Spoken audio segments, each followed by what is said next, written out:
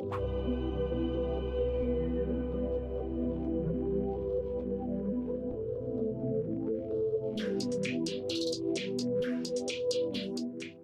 panel is going to really focus on the next generation of space professionals. And so when you think about that, those are the Bryans of the world, the payload integrator, the Mars mission scientists, as well as future flight controllers. And one of the components of our title talked about that this is where the community sharpens the iron to prepare the next generation. And for the geologists here, you know that in order to really cut a diamond, you need a diamond. And so if we're going to sharpen iron, I need additional iron. And so if we're really shaping the next space professionals, I need space professionals. And one of the key components about iron sharpening iron is that there is a connection there. It's not at a distance. It has to be collaborative. You have to be connected, and you have to communicate. So if we want to shape the next generation, we have to be engaged with this community to sharpen the iron of the next generation. So just a little bit about myself. Thank you for the introduction.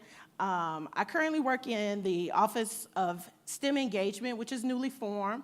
If you're familiar with any of the politics of NASA, our office was initially zeroed out, and then Congress wrote us back in. And they wrote us back in at $100 million.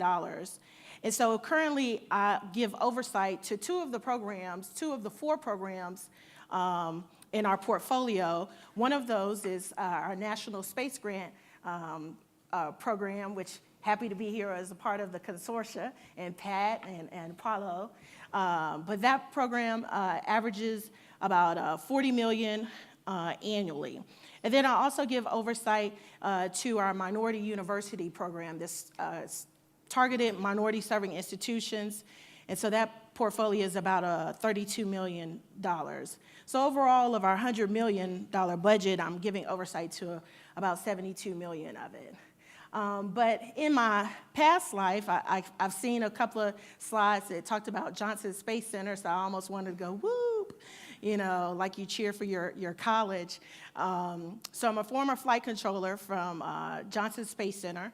I actually started out with the contractor, United Space Alliance, did some time phase power analysis, and then was hired in direct with NASA back as a flight controller for the International Space Station program.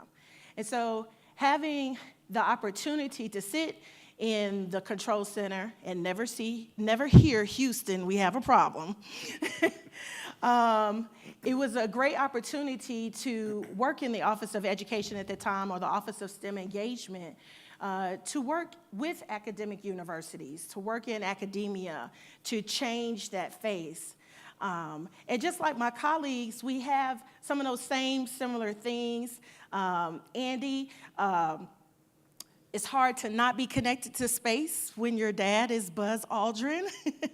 I tried running, it didn't work. Yeah, can't run too far, but you are the president of Buzz Aldrin Space Institute, as well as what's the president of Moon Express, but you're also connected to academia through Florida Institute of Technology. And then we have George, who has worked with Lockheed Martin, United Launch Alliance, as well as a professor at the Colorado School of Mines. And then we have Dan, who is the executive director of AIAA, American Institute of Aeronautics and Astronautics, but you're also a professor at Purdue, and you've served at NASA headquarters, my home. Yay. If you call it serving. Yeah, of course it's serving. And is a deputy associate administrator in our HEO mission directorate.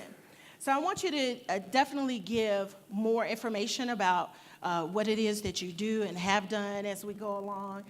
And we're going to be looking at that common thread between space industry and academia.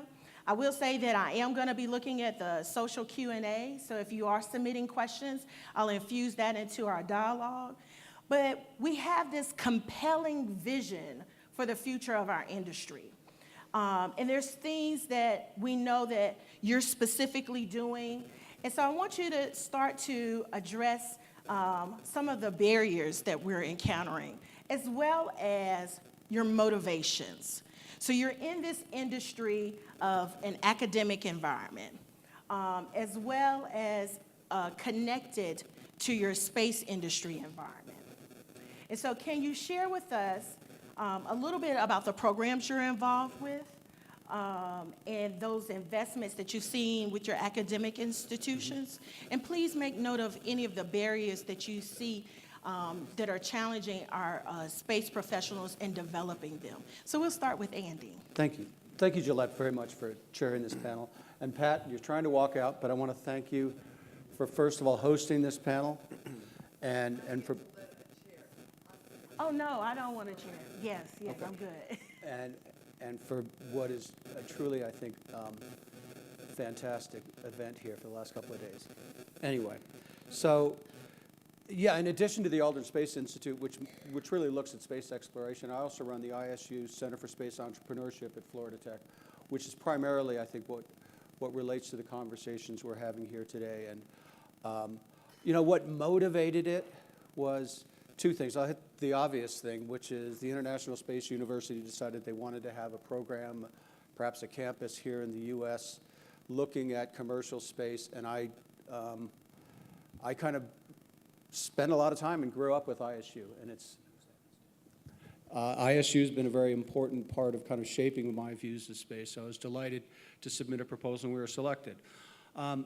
More personally, the thing that really drove me is, you know, I spent a lot of time in industry, and one of the things that I noticed, and I ended up running business development at Boeing for a couple of different business units. I worked for George at United Launch Alliance, and actually we had a lot of fun and got in more than a little bit of trouble. But one of the things that I noticed, and I think George would share this as well, is that, you know, we do a great job in our educational system of training amazing engineers, smartest guys in the world. What we don't do a very good job of is training leaders and entrepreneurs not just in the sense of garage businesses, because I think space is uniquely hard to do in garages. Some companies are doing it, I think, fairly successfully, but it's going to be hard to build a big rocket or a big satellite in a garage.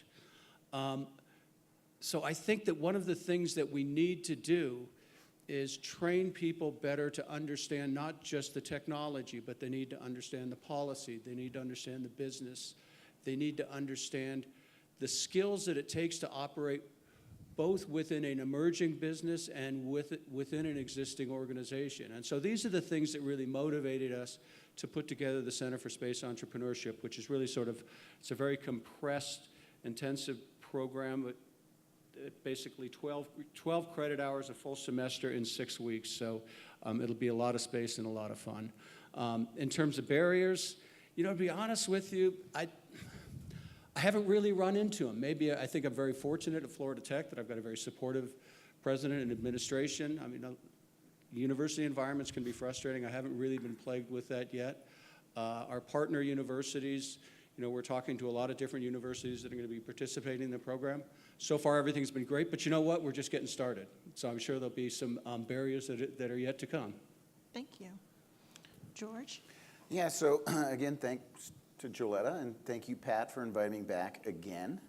I've been coming here for probably over 10 years, and it's always one of the best events, my favorite events of the year. It's great to be down here. I joined Colorado School of Mines about a year ago after retiring from United Launch Alliance to support the world's first graduate program in space resources. And I'll just put in a little bit of a plug. We just started that this semester. It's up through master's degree. It's fully online, so you can be anywhere in the world. And actually, our students come from Europe, from Asia, from North America, all over. We have a few locals to Golden, Colorado. If you get a PhD, unfortunately, you do have to come to Colorado, but that's not that hard of a thing to do.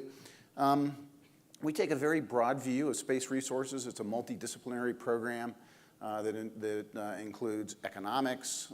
We're bringing in, the mineral economics side of things and the energy economics that we have at the Colorado School of Mines, as well as the extractive industries.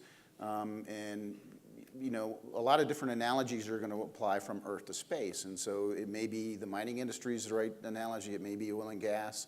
It may be something quite different. But space resources are anything from, the classic minerals to space solar power, to things like vacuum and real estate. All of those things are resources, but perhaps the most valuable resource in space is water. Water's pretty valuable on the Earth. It's essential for life. It has that property in space as well. It's probably pound for pound one of the best radiation shielding materials known. When you split it into its constituents, hydrogen and oxygen, you can get breathing air. But even more importantly, you can get propellants.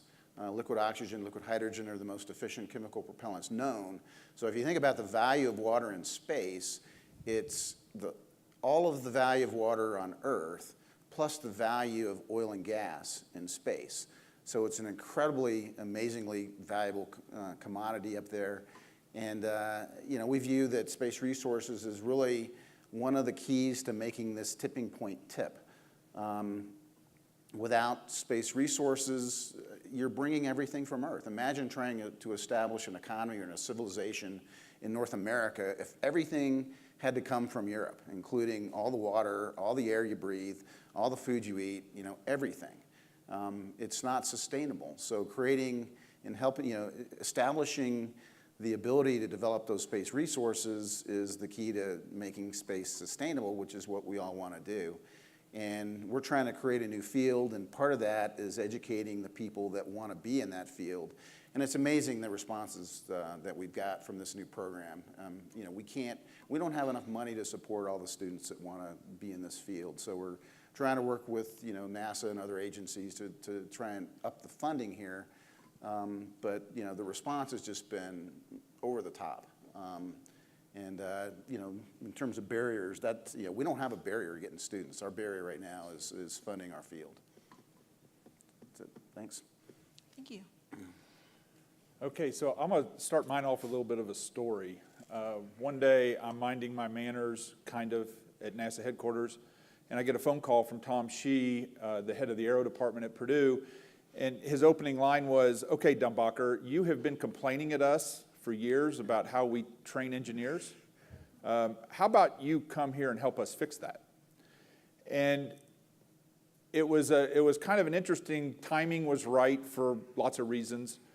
And it was an interesting opportunity because I had said I always wanted to go back and help get the next generation ready to do what needs to be done, just like my mentors helped me. And so I decided to go back to the cornfields of north central Indiana, and with the idea being that we work not just to train engineers, but to give engineers a perception of what or an appreciation for what it's like in the real world. In the academic community, and no offense meant to the academic world, it's a rather insulated, it's what it takes to get things done in the space business, or any business for that matter, takes some real-life practical application. And the dean of engineering at Purdue at the time was, and even the new dean, were putting professors of practice in the various engineering schools for a purpose. And so they came to me and asked me if I would do the Aero thing. I was more than happy to do it. And how do we take the engineers and start having them work with the other parts, the other schools that are so necessary for making this long-term space economy successful? So how do we work with the Krannert Business School? How do we work with the Political Science School? How do we work with communications? How do we work with philosophy? And there is a philosophy program at Purdue for some reason. I never knew that until I got there. How do you work with the other engineering departments? How do you work with the science community? And so we worked to establish the Purdue Systems Collaboratory, which is up and running. Charlie Bolden came and spent a whole day to help get it kicked off. And now they're doing graduate research work with it. They're bringing the various schools together to make all this happen. And it was a great opportunity doing exactly what I felt like was needed, because the one thing I learned going from engineering director at Marshall Space Flight Center up to NASA headquarters is that political engineering is a lot harder than the technical engineering. And whether you want to admit that or not, it's the reality, and at least in my humble opinion. So then we go back and we say, okay, let's take this on and let's go make this happen. And I think other schools are taking this on. You see it starting to show up. The national academies and all kinds of various advisory groups are saying this is the education necessary for the 21st century, particularly as we need to hire more and more engineers. So, which led to one day AIAA calls and says, hey, Sandy has decided to go move on. How would you like to replace her?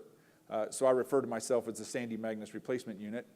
And it was an opportunity to take that kind of thought process that we were working on at Purdue and bring it to a higher level and help work it across the board, because building the space economy and building the technical expertise as well as all the other skills necessary for the future, and getting the engineers to work with the business school, work with the political science schools, et cetera, so that they can understand the policy, they can understand the business relationships, and then be more productive as soon as they get out into industry and wherever it may be. So barriers, I'll be a little provocative here. I had this discussion one day with the Dean of Engineering at Purdue, and I said, basically, in my humble opinion, your incentive structure is a big problem. Your incentive structure is built around tenure, and tenure is built around very specific research in your specific discipline. And actually, the way you have it set up, it does not facilitate or incentivize working with other schools or other disciplines. And as you might imagine, there was a little bit of pushback on that. But then other professors joined in and said, yeah, he's right, because this is what we've been told as far as what we need to do for tenure. And so the light bulb started to go on, and then I think they've started to take some action to work that. As we were working cross-discipline courses, particularly at the senior design level, capstone course, getting one school to participate with another was a problem because of the different way the schools would account for the teaching load, would account for the funding, would account for whatever. We ran into those problems, and we were trying to work through those on an example-by-example basis, and making some headway with it, 2 steps forward, 1 step back kind of thing. But it worked out. It started to work out pretty well. But I will say one thing that gives me confidence more than anything else is I am firmly convinced, and I would think Andy and George would say the same thing, is the next generation is more than ready to take this on. They are enthusiastic. They are willing to learn anything and everything that they need. They want to go make a difference. And I have full confidence that if we help point them in the right direction, give them a little bit of guidance, and get out of the way, there will be great things happen. Thank you. So, Dan, you really tapped into my next question. And I actually kind of wanted to, if I could rewind and dial it back, is you tapped into engineers working with political science or working with business schools. So it really leans towards how do we even define this next generation of space professionals? I appreciate Matt's dialogue just a second ago with social science. Matt is the next generation of space professionals. Even in our space grant solicitations and awards, we just recently awarded an award in space law. So it's kind of redefining what does the space professional look like. That award went to University of Nebraska, and I think it's in an aspect of, I'm repeating myself, but it's redefining the space industry. So I want to ask you to kind of, how would you describe, and I think Andy, not Andy, I'm looking at Andy, looking at Dan. Dan, I think you initially started out as far as defining that space professional. And the question that I would kind of add on to that is, how do we create this non-traditional pipeline, because it's non-traditional at this point, and how do we work with the students and faculty to start this cross-pollination or the like? And I'll start with George for that. Okay. So I kind of definitely have a big tent view of what it means to be in the space business. You know, we definitely need the specialists in the different engineering disciplines. You need the people that can actually do the structural design or the propulsion system design. You need those guys or gals. But you also need economists, you need entrepreneurs, you need scientists. You know, in our particular field of space resources, we actually need a brand of scientists that currently doesn't exist. NASA has a science mission directorate that does, I would call it, sort of ivory tower pure science, science for science sake, science for knowledge's sake. For space resources, you need the space equivalent of the economic geologists on Earth. Colorado School of Mines educates hundreds of geologists every year, but they all go to work for the mineral extraction industries or the oil and gas industries. We don't have that equivalent for space. Those scientists that are looking for economic value in space science as opposed to intellectual value in space science. So it's a huge big tent. We need every possible skill. Aerospace engineering, obviously, the extractive industry type stuff, the economics, the business, every discipline that you can think of, you're going to need as we expand into space. And at least in terms of the experiences we're having at Colorado School of Mines, we're getting a lot of great participation from the other departments. There is the issue, especially with some of the younger faculty that are striving for tenure, that this is a distraction from their tenure track. But if you get the folks that are already got tenure, they love to collaborate and work in other disciplines. They're interesting problems that they haven't had to deal with before, and most people want to jump into that. So, Andy? Yeah, I guess in a way I'm sort of a living demonstration of that. My PhD is in political science. I have master's degrees in various non-technical fields. And I'm seeing Matt there. By the way, let's go deer hunting. I'm absolutely with you. You bring your gun to Florida, I'll bring mine up to Harvard. We can have fun, man. So we're all saying the same thing, that we've all recognized that space is and needs to be multidisciplinary. It needs to be international. It needs to be intercultural. And for any of you that have had anything to do with ISU, those are the 3 I's of ISU. And in many ways, what we're trying to do with the center, not surprisingly, since we're partnered with ISU, replicates what they're doing. We are very much driving to bring people together that come from different disciplines, different cultures, different countries, and recognizing that this is essentially a capstone in our program. We're providing essentially 4 courses that'll be the final courses that students will take in their master's degree, whether they're taking them at our university, at other universities, or cooperating with us, one of which, by the way, is Purdue, Dan, right? It's a fine university. Fine university. We're delighted to be working with you. Anyway, to give students who have an excellent background in business or in engineering the kind of perspective that you need to have to be successful in space. I spent a year running a company called Moon Express, and it was an entrepreneurial company. And one of the things I learned about working in that environment is every single person in that company had to be, not everybody had to be an engineer. I was running it, and obviously I wasn't.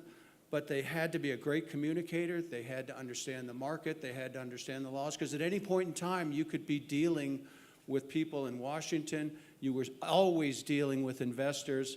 And so I think that one of the keys to training the next generation of leaders in space is really making sure that they understand and develop skills to do all of those different things. So, Joeletta, if I may, sure. I'm going to add a piece to this, and I think it's an important piece, is that we're primarily focused so far in the discussion on undergraduate and graduate level education. It actually starts back in K through 12. It's the whole career arc. And it starts back at K through 12 on a couple of fronts. One, so that the young people can see themselves and that they can see the possibilities. And by seeing themselves, it starts to bring the diversity to the table that is so necessary for us to be able to take on these challenging problems and just the flat challenges that we have ahead of us, even today, and even more so after the tipping point. It's going to be a policy issue, which involves lots of stakeholders from different backgrounds, and we need to account for that and need to recognize it and deal with it. And all of this starts back at K through 12, through undergrad, and frankly goes all the way through your professional career. I think one of the things we tend to forget in some of this conversation is how conscious we have to be in terms of making sure the business people are involved in the conferences. I love the fact that we had the talk ahead of this one. I love the fact that, I won't name him, a couple of people have stopped me in the last couple of nights and said, well, what's AIAA doing about getting others than just engineers in the group? Those take conscious actions, and they take conscious actions beginning back when the children are first in kindergarten all the way through their career. And I think it's beholden upon all of us to make sure we hold ourselves accountable for those conscious actions so that we can then go do what George and Andy and all the rest of us want to go make happen. Can I jump in real quickly with a shameless plug for some of the things that we're doing at our family foundation? So, Dan, we believe very much in what you're talking about. And one of the things that we do is we distribute these massive 25-foot Mars maps to students, and we've got curricula and books that go along with it and rovers. But the magical thing about Mars is if you're going to live on Mars for decades at a time, you're going to have to do everything that you do here on Earth better and smarter. So you can teach anything using a far more inspiring platform than, let's say, the plains of Kansas. You can be on Mars, and you can talk about international relations. You can talk about plumbing, because you're going to have to do better plumbing on Mars than you do here on Earth. Literally anything can be taught using this. So I think we're trying to kind of take up the mantle of what you're saying at a very young age, because we believe very strongly that we need to inspire kids from diverse backgrounds and diverse interests. Thank you, Dan and Andy, for really bringing up about diversity. I know from my own personal story, when you talk about seeing yourself, really when I'm in a different setting and I'm kind of doing a little bit more of an inspirational talk to students, I'll make note that in my first 10 years of being at NASA, I had no mentor. Even though I was working as a flight controller in the industry, I had no mentor because there was no one who looked like me that would mentor me. And it really is a real challenge that students and our young professionals are facing today and existed then and still exists. And so it's very much a relevant issue. And Dan, thank you for really bringing up the point of the reaching to the K-12. It kind of reminds me of, there's like a story that they talk about. It's a father and a son. The father and the son were in an accident. The father was taken to one hospital. The son was taken to a different one. But when the son gets to the hospital, the doctor says, I can't work on him, because this is my son. And when you ask a student that, they have a hard time figuring out, why is it that the doctor is saying that that's my son? And it never occurs to them that the doctor is the mother, is a female. And so really tapping into that K-12 and self-efficacy and being able to see, seeing people, seeing themselves, like you said, Dan, is very essential in preparing this next generation of young professionals. I want to take a question from our social Q&A. So this is a turn in our dialogue. So I want to focus in on balance. we're looking at young professionals, and we're gung-ho for young professionals. We want to train, do more.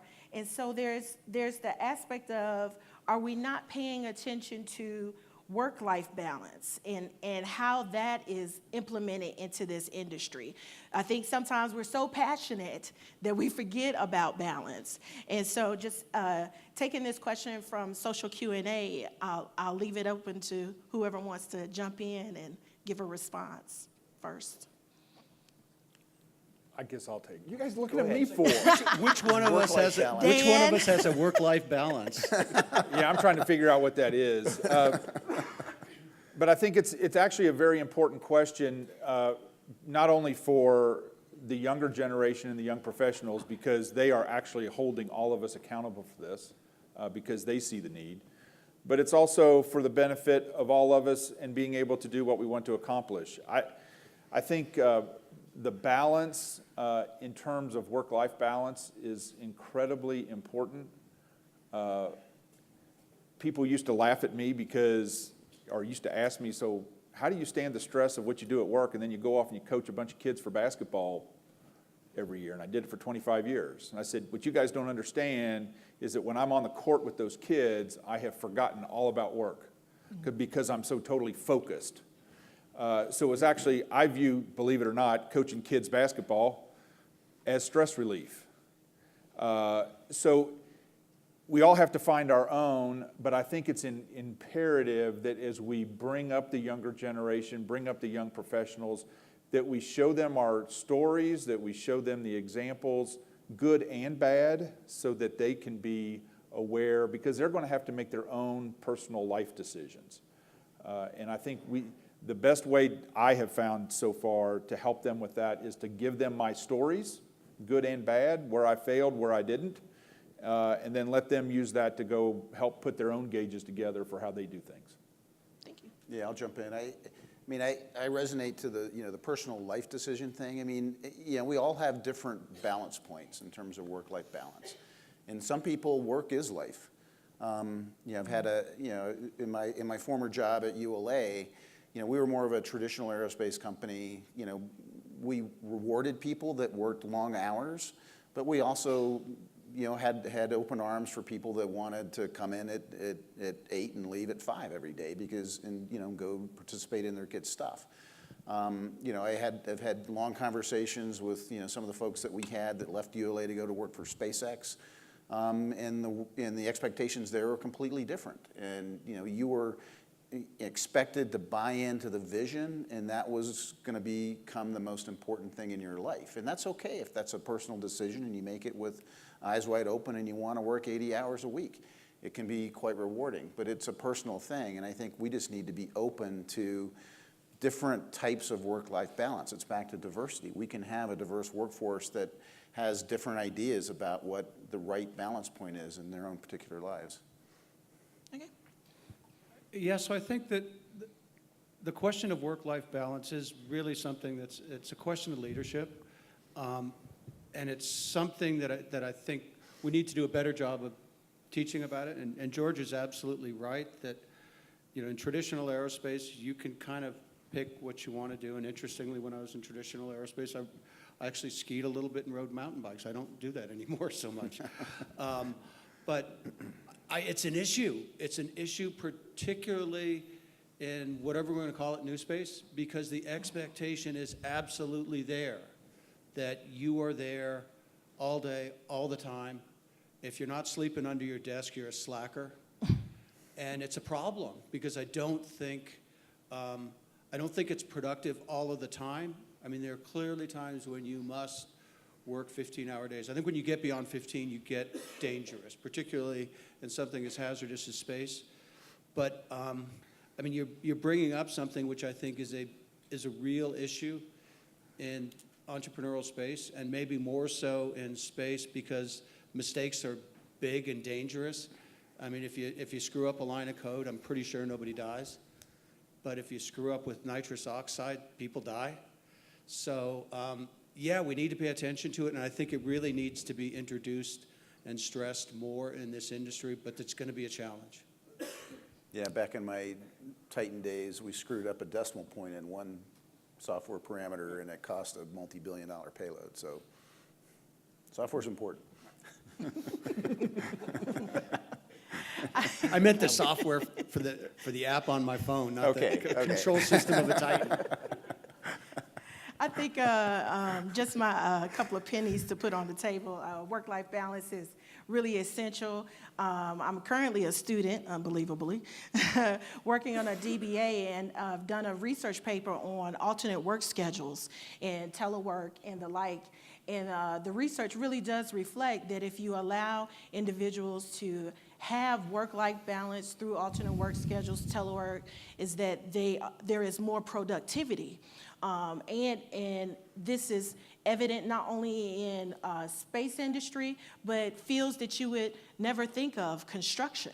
Instead of trying to work 5, 6, 7 or 6 days a week, if you confine it to 4 or 5, the employees actually work harder during the period of time, more focused, and get more productivity out of it.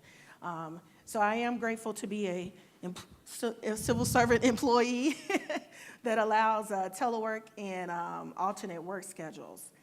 Going back to the social Q&A, we were talking about K-12 earlier. If you could just share a little bit of any of the outreach that your institutions or organizations may be doing to middle school and high school. And I think you've infused some of that, but if you could just share a quick minute's worth of that, and then we'll wrap up our conversation.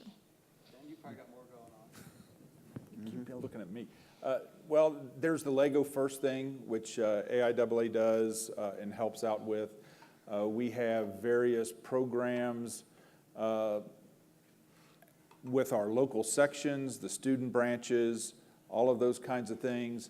I guess what I would do is take this as an opportunity to point toward one of the things we are trying to do next year, and one of the key reasons why AIAA took on bringing the International Astronautical Congress to Washington is to use that as an opportunity for what we're going to do in terms of celebrating the Apollo 50th and looking forward to the future of the industry, all that said, and a very key role that Erica Wagner at Blue is helping lead in terms of STEM engagement, so that we bring several, if anybody's going to hold me accountable to that 10,000 number everybody was throwing around last week, we're going to do it through STEM students and bringing them in. From around the Washington, D.C. area, particularly those that are in the areas that are not typically exposed to the space community.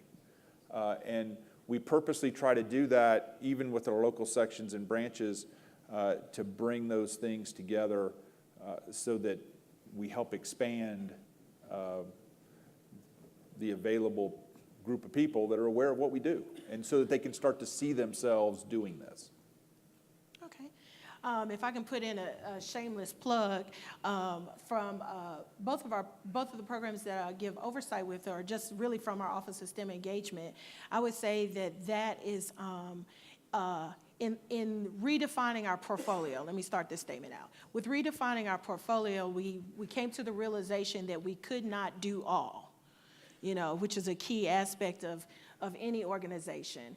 And so we look towards partnerships to really reach the K-12 arena. We do some of that through our higher education institutions, but I think, if I could say like Matt, what am I here for, what are you here for, that would definitely be an area of dialogue for us to seek ways to partner with entities to reach K-12 in that arena.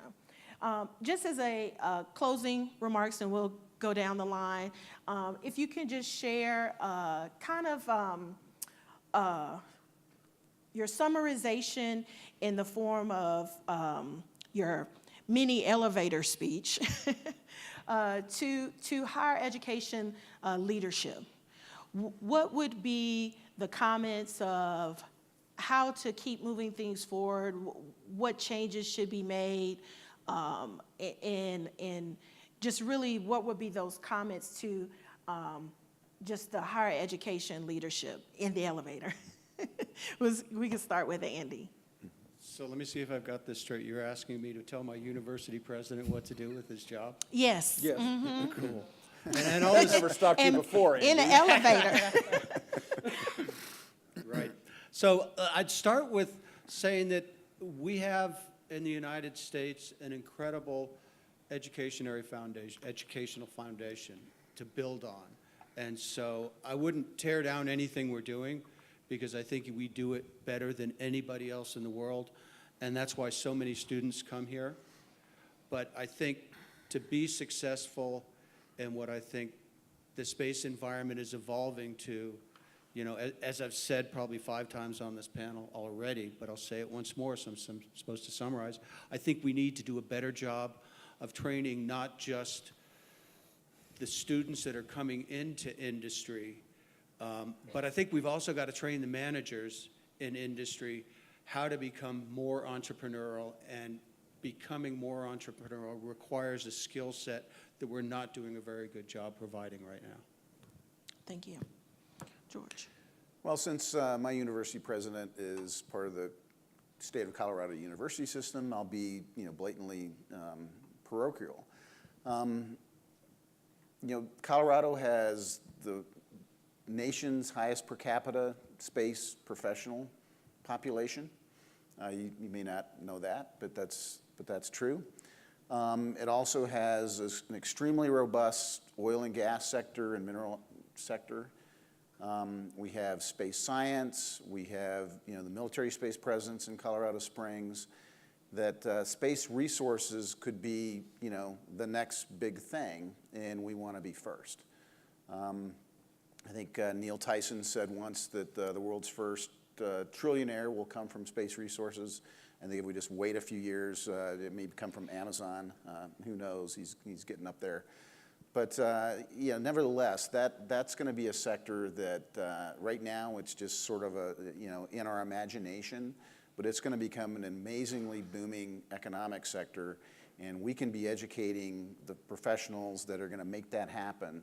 Maybe that world's first trillionaire is enrolled in our classes right now, and that's what we need to keep going on. So, Thank you, George.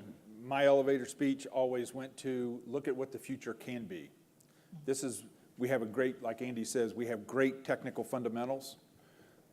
Let's look at how we build that and apply that to the future, and let's look at what the future can be when we do that. It's not just in terms of the technical and the business and all that goes with it, but it's also look at what that can be in terms of bringing along the next generation and those generations that follow, because we are really right here in places like this, and I use that generically. It could be ISPCS, it can be Colorado School of Mines, it can be Harvard, is we are building the future here. And we need to recognize that.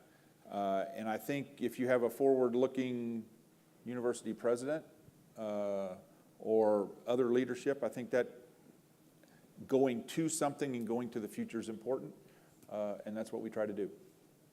Thank you. I think we've hit on some great high points as far as reaching the K-12 realm, looking at entrepreneurship, crossing faculty lines, a lot of great dialogue. If you would, just help me thank our panel. I'm going to turn it back over to our master moderator.